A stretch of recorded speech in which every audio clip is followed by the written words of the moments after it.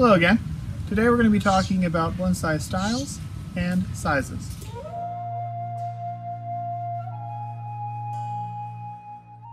I wanted to say a couple of things before I get the angry messages in the comment section. One of which is that the sizes and measurements used in bonsai don't use any type of numerical understanding. Now, a lot of times you'll see people try to use these in bonsai books, but the most traditional way of doing it is based off of the weight and physical size of the pot. Now, because when bonsai started, it was only really done by men, the strength capacities of men were used. So it is sexist, but it's also traditional. So it's traditionally sexist.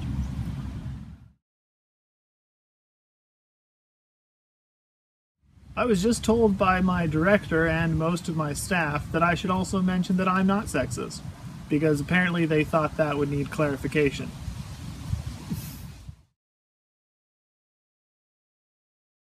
Mame is the smallest kind of bonsai, also called pocket bonsai. It fits on 2 fingers, several in one hand, very difficult to maintain and care for warmer, drier areas.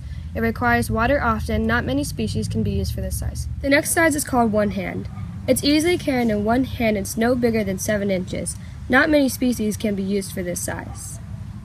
Then the 2 hand, typically 8 to 15 inches, most popular size among Americans, and all tree species can be used. This is a 1 man. It is considered a medium-sized bonsai. It requires the strength of an average-sized man to move. It is about 12.5 inches to 3 feet is considered the best size.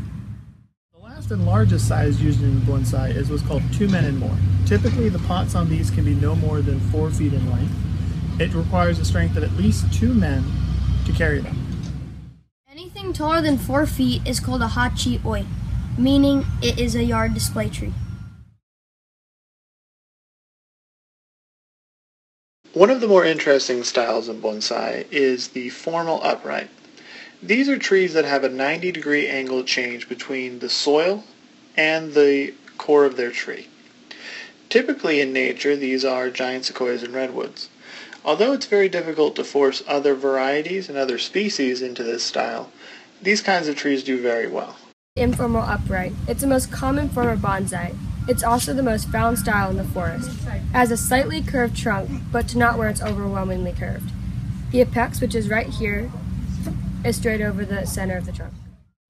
The windswept is another style. In nature, this is a tree that is heavily influenced by the wind.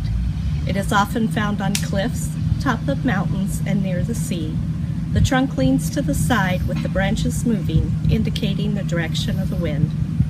The next style is the slanted style, which is a tree that has dramatic movement to one side. Subcategories depend on the degree of slant. Cascades. There is 2 types of cascades. A semi-cascade, which is a tree that grows below the top of its pot, and a full cascade, which is a tree that grows below the top and the base of the pot. And it is resembled to be a tree growing from the side or edge of a cliff. Weeping style are meant to resemble trees growing like weeping willows. They have long strains of foliage that droop down. Often varieties that are used for this are your wisteria and your bougainvillea kind of trees. They're very attractive, but they're a little harder to find and maintain than normal bonsai trees. Broom style. Broom style has a straight trunk, good circular root spread, an explosion of branches from one central point, and it gets its name from a witch's broom.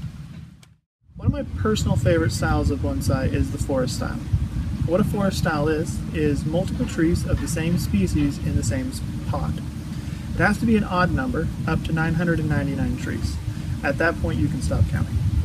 Now, all of the trees in the pot have to be the same general style, which means if all the trees are formal upright, all of the trees in the pot have to be formal upright. Now, the overall canopy is the most important part of the aspect of the forest style. The individual placement of branches inside the canopy isn't really that important, and there does have to be a tallest tree in the forest.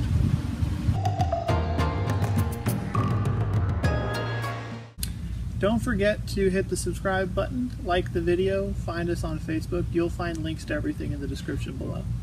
If you have ideas for future videos or have questions, put them in the comments section. And if you feel like it, visit our online store. We've got trees, pots, t-shirts, all kinds of cool stuff. All right, I'll see you next time.